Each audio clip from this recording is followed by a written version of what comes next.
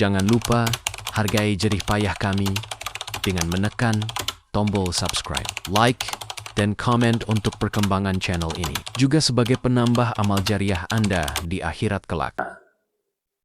Dan itu hanya terjadi dalam rentang waktu 23 tahun. Selama Al-Quran itu secara berangsur-angsur diturunkan kepada baginda Rasulullah. Selesai Al-Quran diturunkan, maka masyarakat Arab itu sudah sangat berdaya. Hingga pada akhirnya pada masa pemerintahan Khulafaur Rasyidun, umat Islam benar-benar menguasai dunia.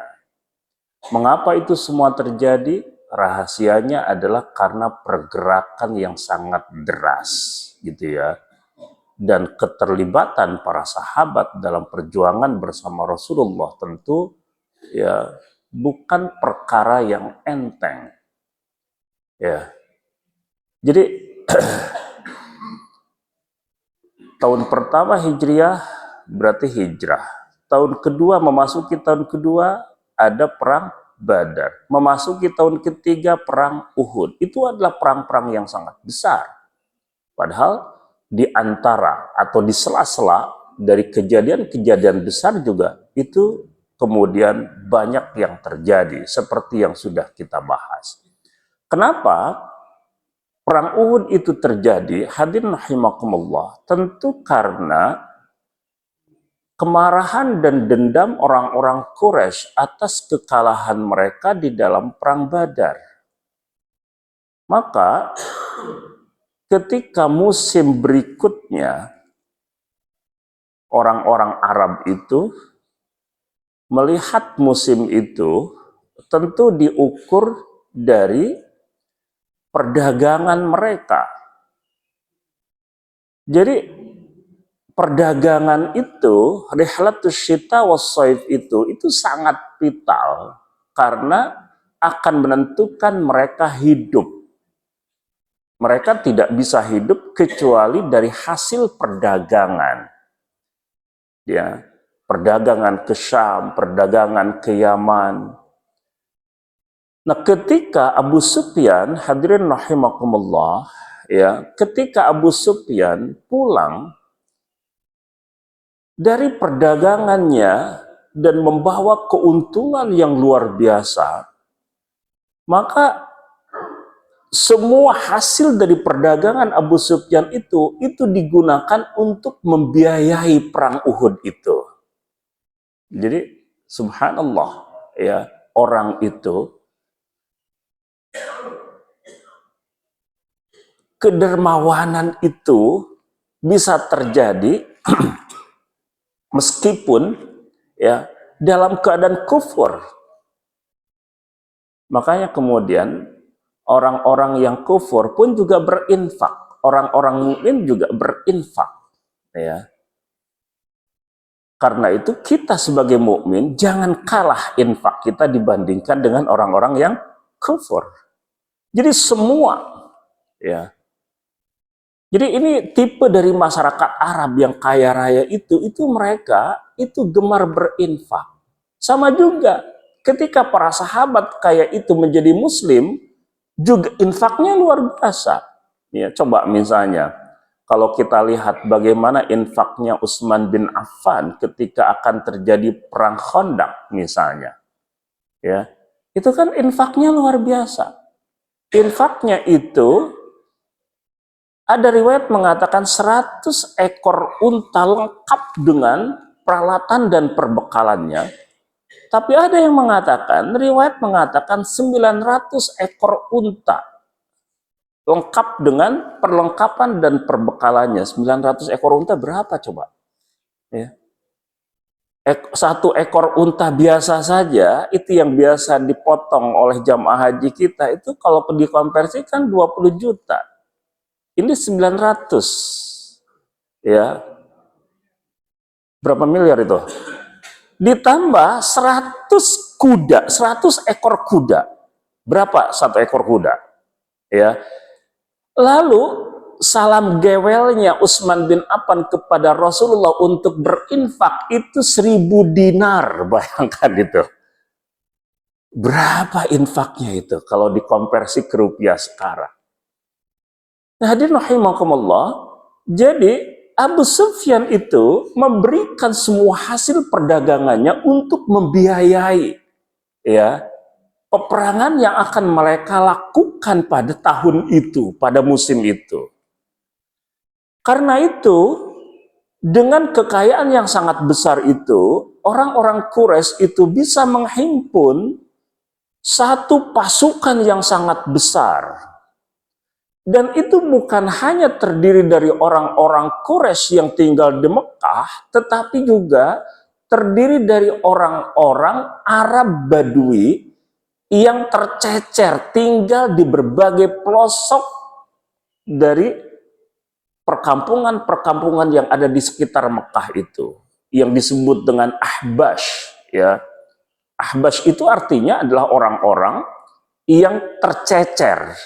Ya, karena ketika mereka hidup di luar perkotaan, Mekah itu kan kota, ya, dalam bahasa waktu itu juga makanya disebut dengan Ummul Qura. Ummul Qura itu artinya adalah ibu kota, ya.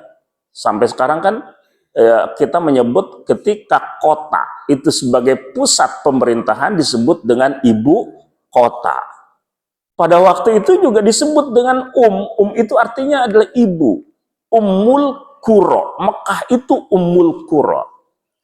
Orang-orang yang ada di sekitar Mekah yang tidak masuk ke dalam wilayah kota, itu mereka hidup secara terpisah-pisah. Ada berapa orang tinggal di kampung apa, berapa orang.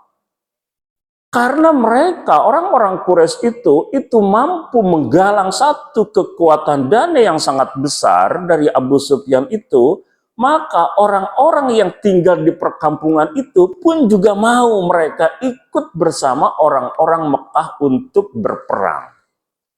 Karena itu berapa jumlah pasukan Quraisy di dalam perang Uhud itu adalah 3.000 orang. Ya kan, 3 kali lipat dari jumlah mereka yang ikut di dalam perang Badar. Karena perang Badar hanya 1.000 orang dari tentara Quraisy. Nah, rahimakumullah, ya, ketika mereka menghimpun kekuatan besar itu bukan hanya laki-laki, tapi juga terdiri dari kaum ibu-ibu. Perempuan-perempuan itu sengaja dibawa supaya keberadaan mereka itu bukan hanya sekedar untuk meladeni tentara yang berperang seperti menyiapkan logistik, tetapi juga supaya mereka menjadi perekat kekuatan Quraisy itu agar tidak melarikan diri. Karena biasanya obrolan ibu-ibu itu sangat tajam. Jadi kalau ada satu orang yang mau melarikan diri lalu diomelin, ya, ini cerita pada waktu itu, ya, mereka tidak berani itu melarikan diri, ya. Karena itu mereka biasanya orang-orang yang diajak di dalam peperangan itu adalah orang yang lidahnya itu sangat tajam dengan puisi-puisi, dengan syair-syair yang biasa mereka ucapkan. Nah, jadi hadirin rahimakumullah, berarti 3.000 pasukan Quraisy itu dibawa untuk ikut di dalam perang ini, perang Uhud ini. Hadirin rahimakumullah, berita itu sampai kepada Rasul. Lalu Rasulullah Shallallahu Alaihi Wasallam mengajak para sahabat untuk bermusyawarah. Ini 3.000 tentara Quraisy ini, bagaimana kita akan menghadapinya? Apakah kita keluar dari Madinah untuk berperang di luar kawasan kota, di luar negeri Madinah, atau kita gunakan strategi bertahan di dalam kota, sehingga kita tahu persis tentang lukaliku, ya, kota Madinah itu, lalu setiap orang bisa berperan di dalam mempertahankan negerinya. Maka hadirin rahimakumullah, sahabat-sahabat senior dengan sahabat-sahabat junior itu berbeda pandangan ketika musyawarah itu terjadi. Sahabat-sahabat senior, mereka memilih untuk strategi bertahan di Madinah, tidak keluar. Qadarullah, strategi ini, ya, atau pilihan ini itu dikuatkan oleh Abdullah bin Ubay bin Salul, seorang tokoh munafik yang sangat terkenal. Sebenarnya dalam hitungan Nabi, strategi bertahan di Madinah itu jauh lebih efektif daripada harus keluar dari Madinah. Tapi sahabat-sahabat muda yang mereka ketika terjadi perang Badar tidak ikut di dalam peperangan itu, mereka mengusulkan, wahai Rasulullah, kita keluar dari Madinah. Supaya mereka, orang-orang Quraisy, supaya orang-orang Arab yang lain tidak memandang kita itu sebagai orang-orang yang pengecut. Jadi mereka mendapati bahwa ada keutamaan yang sangat besar dari keterlibatan sahabat-sahabat senior di dalam perang Badar. Karena itu orang-orang yang ikut di dalam perang Badar itu sudah menjadi simpul-simpul penting masyarakat. Nama-namanya itu sudah ikonis gitu ya. Karena betapa Rasul memuliakan Ahlul Badri. Maka mereka juga ingin agar di dalam peristiwa peperangan yang lain, mereka mendapatkan kemuliaan di sisi Allah dan Rasulnya. Karena itu dengan semangat itu mereka mengusulkan supaya keluar dari Madinah. Hadirin rahimakumullah, perdebatan di dalam musyawarah mengambil keputusan itu sangat sengit.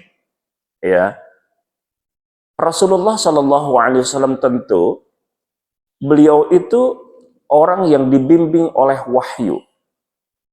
Karena itu sumber pengetahuan Rasul bukan hanya hasil dari ikhtiar kemanusiaannya untuk mengukur dampak dari setiap kebijakan yang diambilnya, tetapi juga Rasulullah Shallallahu Alaihi Wasallam mendapatkan bimbingan dari Allah. Masalahnya, Rasul bukan hanya mengambil keputusan sendiri, harus membangun sistem. Ya, harus membangun sistem. Karena bagaimanapun Rasulullah Shallallahu Alaihi Wasallam itu kan selesai menunaikan misinya di dalam menjalankan dakwah ini, beliau akan dipanggil oleh Allah. Siapa yang akan melanjutkan kepemimpinan di tengah-tengah umat ini adalah sahabat-sahabatnya. Dan karena itu kapasitas antara Rasul dan para sahabat pasti berbeda. Karena para sahabat tidak mendapatkan bimbingan dari langit. Tidak ada wahyu yang akan Allah turunkan kepada mereka setelah Rasul wafat. Karena itu maka Rasul membangun sistem pengambilan keputusan ini agar keputusan apapun yang diambil kelak setelah Rasul tiada, itu akan lebih benar. Karena hasil dari keputusan bersama. Hadirin rahimakumullah, karena itu maka meskipun Rasulullah cenderung ya pada pilihan untuk bertahan, tapi karena mayoritas sahabat-sahabatnya mengusulkan supaya keluar, maka Rasul Shallallahu Alaihi Wasallam kembali ke rumahnya, lalu kemudian memakai baju perangnya. Para sahabat yang maksa agar mengambil keputusan keluar dari Madinah itu melihat bahwa Rasulullah itu tidak begitu senang dengan keputusan itu. Maka mereka segera mendatangi Rasul di rumahnya, lalu kemudian mereka mengatakan, wahai Rasulullah, sepertinya kami telah membuat engkau terpaksa mengambil keputusan ini. Ya sudah, kalau engkau berkenannya untuk bertahan di Madinah, kami ikut. Tapi ketika itu Rasulullah SAW sudah memakai baju perangnya. Maka Rasul kemudian mengatakan tidak sepatutnya seorang nabi yang sudah mengenakan baju perang kemudian melepaskannya kembali. Jadi Rasulullah SAW itu ya sudah, kalau sudah keputusan itu tidak diganggu gugat lagi. Ya, karena itu maka hadirin rahimakumullah, apakah keputusan di dalam musyawarah itu mengikat atau tidak? Ya, beda antara musyawarah konsultasi. Konsultasi diterima tidak diterima tidak ada masalah. Ya. Tapi ketika suatu keputusan itu diambil dari musyawarah resmi, maka keputusan itu mengikat. Karena itu maka Rasulullah SAW menjadikan keputusan ini sebagai keputusan yang harus dilaksanakan. Karena itu maka sekali lagi Rasul mengatakan tidak sepantasnya seorang nabi yang sudah memakai baju perang lalu menanggalkannya kembali. Nah, hadirin rahimakumullah, ya. Karena itu kemudian ya para sahabat itu mereka keluar dari Madinah menuju ke Uhud, ya. Menuju ke Uhud. Jadi Uhud itu ya insya Allah tidak terlalu jauh dari Madinah. Jadi kalau kita ke Madinah ya itu bisa berziarah ya ke Uhud. Beda dengan Badar. Badar itu dalam perjalanan hampir pertengahan lah, jauh itu dari Madinah.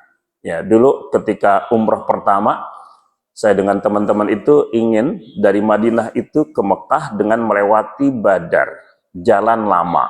Tetapi kemudian ada checkpoint, lalu kemudian tidak diizinkan. Karena itu kemudian harus mengikuti jalan utama menuju ke Makkah itu. Jadi itu berbeda.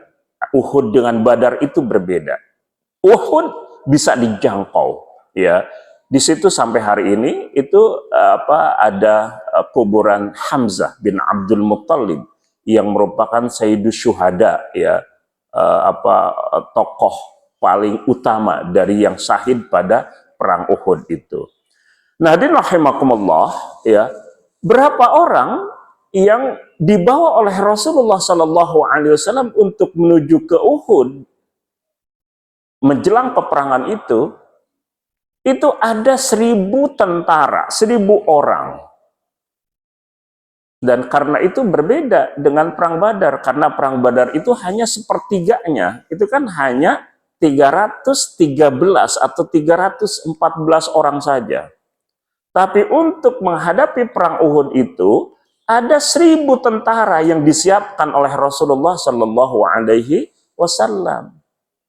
Masalahnya yang 1.000 orang itu di situ ada Abdullah bin Ubay bin Salul. Masalahnya siapa dia? Tokoh munafik, gembongnya munafik itu. Jadi ketika dia ya membawa orang-orangnya ikut serta di dalam rombongan menuju ke Uhud itu, maka di perjalanan dia kemudian memutuskan untuk kembali ke Madinah. Ternyata yang dia bawa itu 300 orang. 300 orang. Jadi ternyata Abdullah bin Ubay bin Salul itu pasukannya gede juga itu.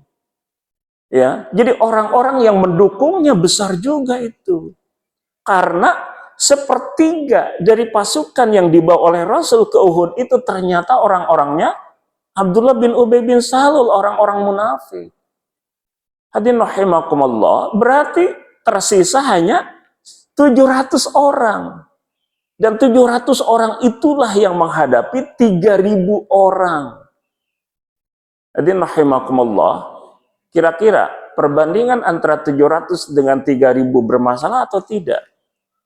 Ya, sebenarnya untuk kekuatan orang-orang yang beriman 1:3 atau 1:4 itu tidak terlalu masalah, ya, tidak terlalu masalah, karena perbandingan antara orang mukmin dan orang kafir itu bisa 1:10.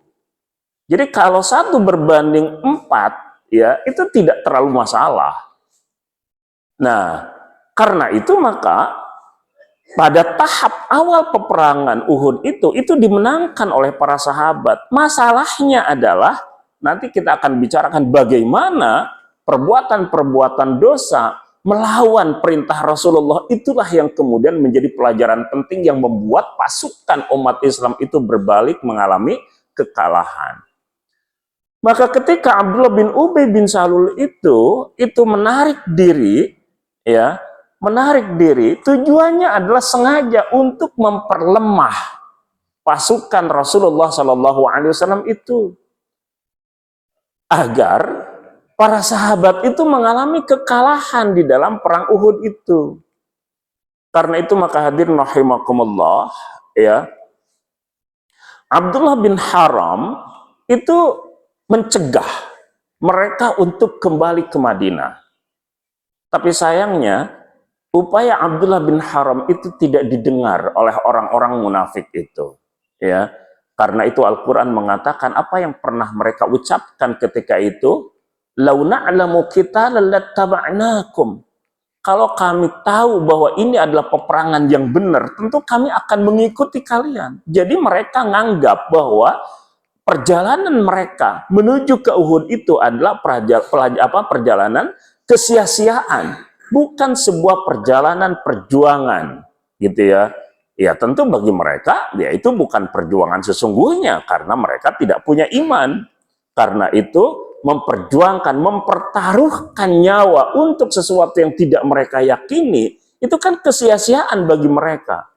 Ya, kenapa? Karena mereka tidak punya iman di dalam dadanya. Tentu berbeda dengan para sahabat Rasulullah Shallallahu Alaihi Wasallam. Ya, karena itu dalam satu riwayat dari Imam Al-Bukhari atau diriwayatkan oleh Imam Al-Bukhari bahwa ketika itu para sahabat Rasulullah Shallallahu Alaihi Wasallam itu terpecah dua pandangan bagaimana mereka menyikapi, ya, pasukan yang diambil alih, dibawa pulang oleh Abdullah bin Ubay bin Salul itu. Ada yang pertama mengatakan kita perangi mereka, ya, memerangi orang-orang munafik, ya. Jadi kalau memerangi orang munafik ada berapa musuhnya peronnya itu? Berarti yang satu adalah orang-orang kafir Quraisy yang jumlahnya 3.000 itu, yang kemudian peperangan yang kedua menghadapi 300 orang. Karena itu kemudian ini peperangan yang kalau itu dilawan, ya, pasukan Abdullah bin Ubay bin Salul itu dilawan, maka akan menguras tenaga. Sehingga sebagian mereka mengatakan, sudah biarkan saja. Dan itulah yang kemudian membuat mereka dibiarkan. Jadi pasukan itu dibiarkan pulang kembali ke Madinah. Ya, karena itu di dalam surat An-Nisa ayat 88 dikatakan oleh Allah, "Fama lakum fil munafiqina fi'ataini wallahu arkasahum bima kasabu aturiduna an tahdu man adallallah."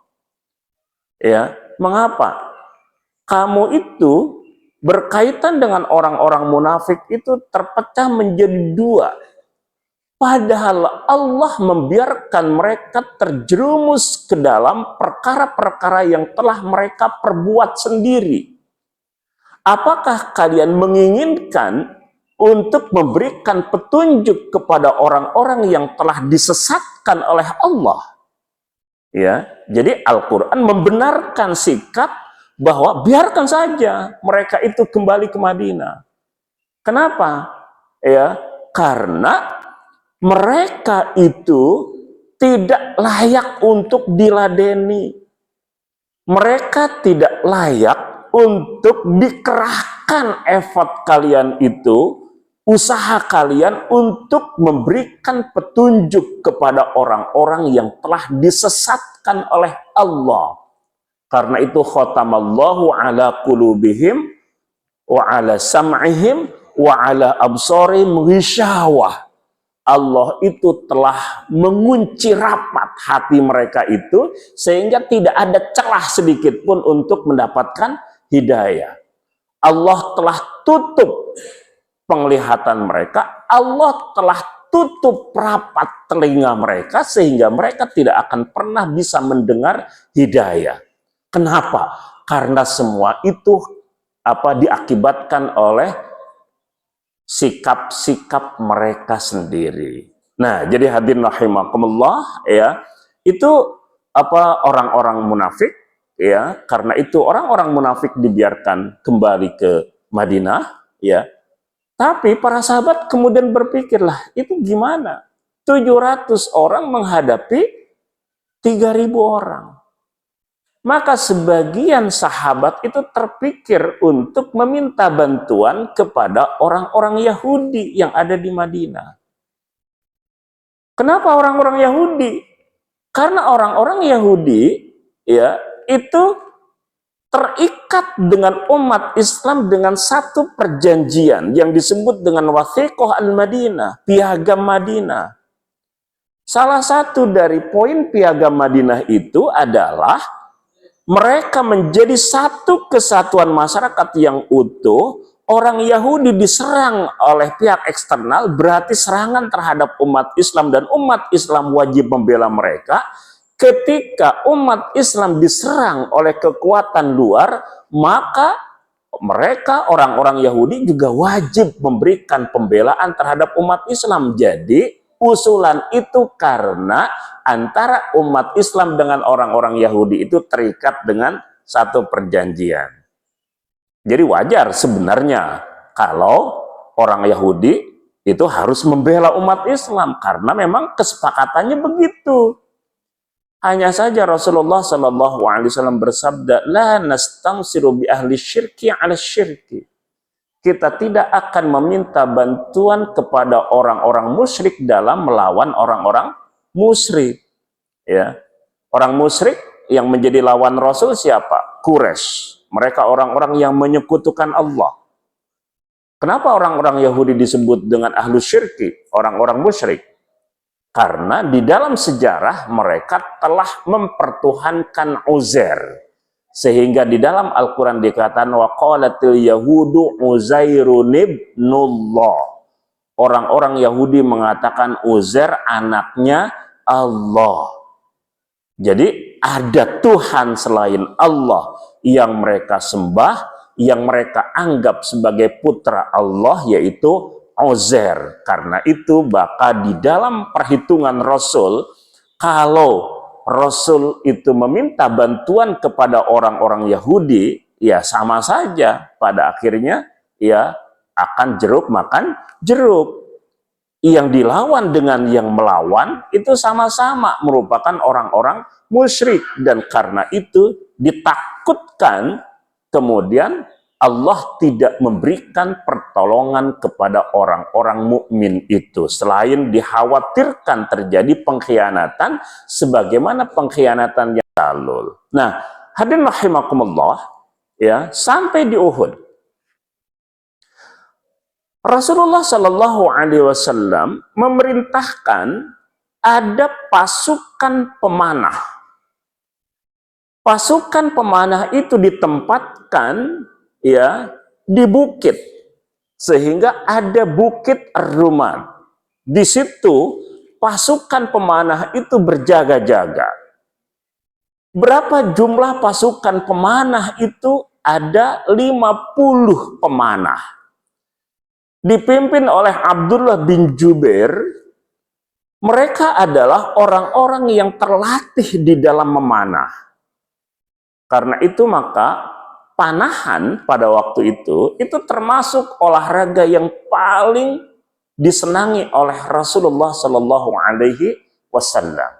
Ya, karena itu ada hadis alimu auladakum bisibahah, ya, warrimayah, warikabil khail. Ajarkan anak-anakmu itu untuk berenang, untuk memanah, dan untuk mengendarai kuda. Lah kita mengatakan ya wajarlah memanah ketika itu kan jadi keahlian karena mereka berhadapan dengan musuh nyata dan menggunakan senjata utama mereka adalah panah. Wajarlah karena mengendarai kuda itu adalah moda transportasi utama mereka adalah kuda. Oke, memanah berkuda. Pertanyaannya, kalau semata-mata itu merupakan kebutuhan sektoral, kebutuhan lokal pada waktu itu, terus bagaimana dengan berenang? Ya, memang orang Mekah berenangnya di mana? Ya, kalau orang sini, kalau tidak ada kolam renang, kan itu bisa di Ciliwung berenang. Ya, Rasul, para sahabat, renangnya di mana? Ya, lalu ketika ke Madinah, di Madinah renangnya di mana? Mereka hidup di gurun pasir. Jadi tidak ada fasilitas pada waktu itu untuk berenang. Ini menggambarkan bahwa tiga olahraga ini itu bukan hanya kebutuhan temporal pada waktu itu, tapi ini adalah tuntutan yang bersifat universal.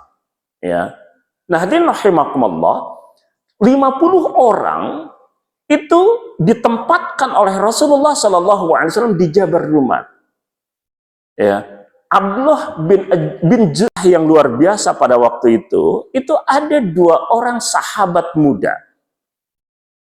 Namanya adalah Rafi' bin Khudaij dan Samurah bin Jundub. Dua-duanya itu usianya masih 15 tahun. Jadi 15 tahun, kalau pada masa sekarang itu sangat atau terlalu muda untuk ikut di dalam perang. Peperangan ketika itu diikuti oleh orang-orang dewasa. Maka ketika Rafi' dan Samurah itu mendaftar kepada Rasul, maka Rasul kemudian menolak mereka berdua. Dua-duanya ditolak oleh Rasul. Tetapi ya, Rasul mendapatkan berita, dikabari, wahai Rasulullah, Rafi itu pemanah ulung, gitu. Jadi ada keterampilan Rafi yang luar biasa. Dia jago di dalam memanah, ya.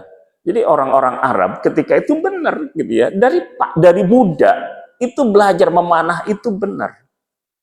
Ya, kan diceritakan sampai Imam Asy-Syafi'i ya, selain beliau jago di dalam ilmu, tapi memanahnya itu jago karena Imam Syafi'i itu 10/10 ya.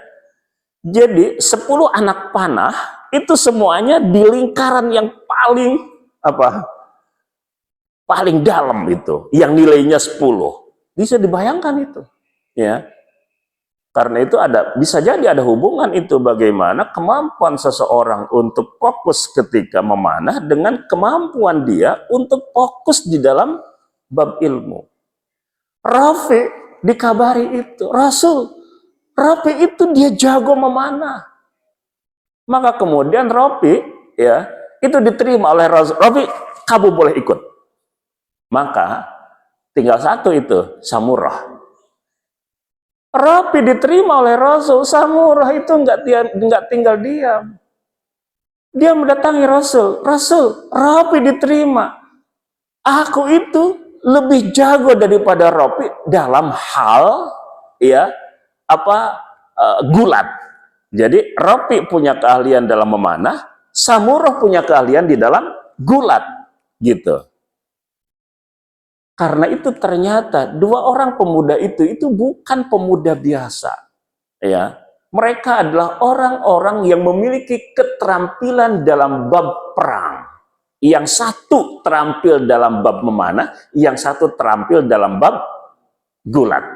Dan gulat pada waktu itu adalah olahraga ya utama. Karena itu Rasul itu kan pernah mengalahkan pegulat utama di Mekah ketika muda, ya. Karena itu kemudian Rafi dan Samurah sama-sama diterima oleh Rasulullah sebagai pasukan, ya, termasuk ke dalam pasukan yang ya 700 orang itu, karena 300 itu kan dibawa pulang. Nah, tinggal kemudian ya Rasulullah Shallallahu Alaihi Wasallam ingin menyerahkan pedangnya, ya, kepada siapa pedang itu diserahkan oleh Rasul. Maka Rasul kemudian bertanya kepada sahabat-sahabatnya, siapa yang bisa menunaikan hak pedang ini, maka akan saya berikan pedang ini di tangannya. Jadi rahimakumullah, maka Abu Dujanah menyanggupi, saya wahai Rasulullah, saya akan memenuhi hak pedang itu, dalam arti akan saya gunakan pedang itu sebagaimana mestinya, karena ini bukan pedang sembarang pedang. Ia adalah pedang siapa? Pedang Rasulullah Shallallahu Alaihi Wasallam.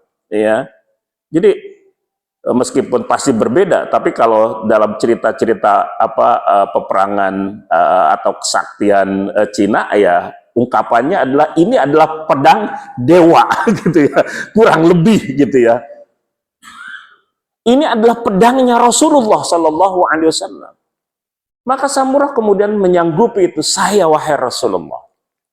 Lalu kemudian Abu Dujanah itu memakai ikat merah di kepalanya, menggambarkan bahwa dia siap untuk berperang sampai titik darah penghabisan.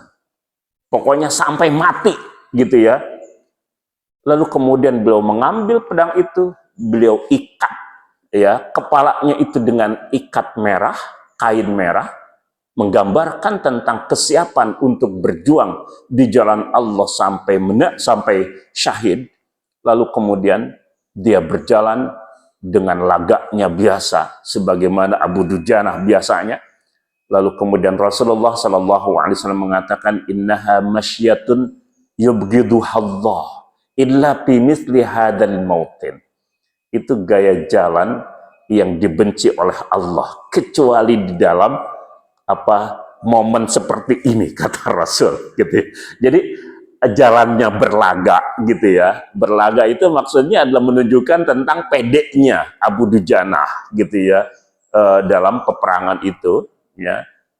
Rasul mengatakan ini kalau dalam hal biasa, jalan seperti itu paling dibenci oleh Allah. Karena itu kalau jalan itu jangan berlaga, gitu ya. Maka ayat Al-Quran kan mengkritik orang-orang yang berjalan itu dalam keadaan takabur, ya. Nah, tapi dalam peperangan itu lain cerita. Karena itu kemudian oleh Rasul diberikan toleransi. Nah, hadirin rahimakumullah, ketika itu Panji, ya. Ini kan dalam peperangan pada masa itu Panji itu adalah simbol. Nah, Panji itu diberikan kepada siapa? Panji itu diberikan kepada Mus'ab bin Umair. Ya, Mus'ab bin Umair. Siapa Mus'ab bin Umair? Mus'ab bin Umair kita semua tahu adalah seorang sahabat yang ketika pada masa jahiliyah adalah sahabat yang paling nyentrik, ya. Berasal dari keluarga yang sangat kaya raya di Mekah, yang kalau dia berjalan melewati suatu tempat, lalu kemudian orang berjalan setelahnya, mereka memastikan bahwa di jalan itu ya dilewati atau telah dilewati oleh Mus'ab bin Umair, karena parfumnya yang masih tercium tertinggal di tempat itu. Saking apa? Saking mewahnya Mus'ab bin Umair. Tapi Mus'ab bin Umair itu ya seorang mujahid, seorang dai yang sangat handal. Karena itu Rasulullah Shallallahu Alaihi Wasallam telah mengutusnya setahun sebelum Rasul berhijrah. Lewat perjuangan dakwahnya itulah, lalu setelah lewat 1 tahun, tidak satu pun rumah kecuali sudah dimasuki oleh Islam. Kalau tidak bapaknya, emaknya. Kalau tidak bapak dan emaknya, ada salah satu dari anaknya yang sudah masuk Islam. Karena itulah kemudian membuat orang-orang Ansor, orang-orang Madinah siap untuk berbaiat di hadapan Rasulullah yang disebut dengan baiat Aqobah yang kedua. 70 sahabat laki-laki ditambah dengan 3 perempuan berbaiat di hadapan Rasulullah di musim haji setahun setelah Mus'ab bin Umair berhijrah untuk berdakwah. Hadirin rahimakumullah, Mus'ab bin Umair memegang panji perang Uhud itu. Allah takdirkan bahwa Mus'ab bin Umair itu ya di dalam peperangan itu kemudian syahid. Maka panji itu kemudian dipegang oleh Ali bin Abi Thalib. Jadi kita semua tahu Ali bin Abi Thalib adalah seorang tokoh, ya, tokoh muda yang sangat berpengaruh dan sangat perkasa.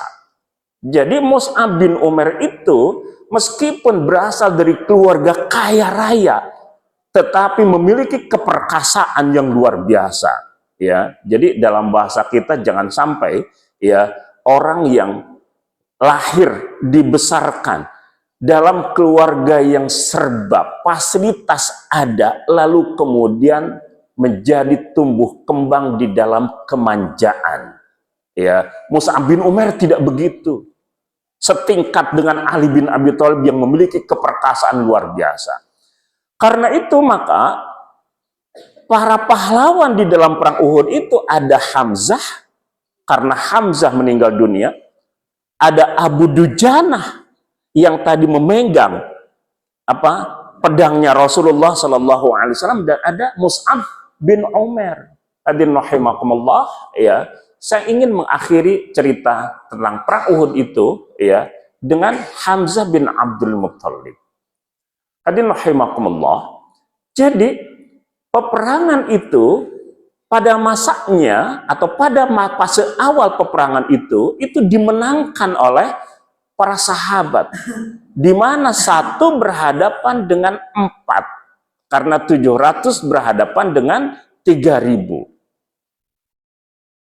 Tetapi ketika orang-orang kafir Quraisy itu melarikan diri, pertama perempuan-perempuan sudah melarikan diri, lalu kemudian tentara-tentara laki-lakinya itu ikut ya melarikan diri, lalu kemudian di bawah para sahabat itu sudah mengambil ghanimahnya yang di atas, yang di Jabar Ar-Rumat itu, kemudian mereka berkata, lah kan kita sudah selesai perang ya, orang-orang di bawah sudah mengambil ghanimah.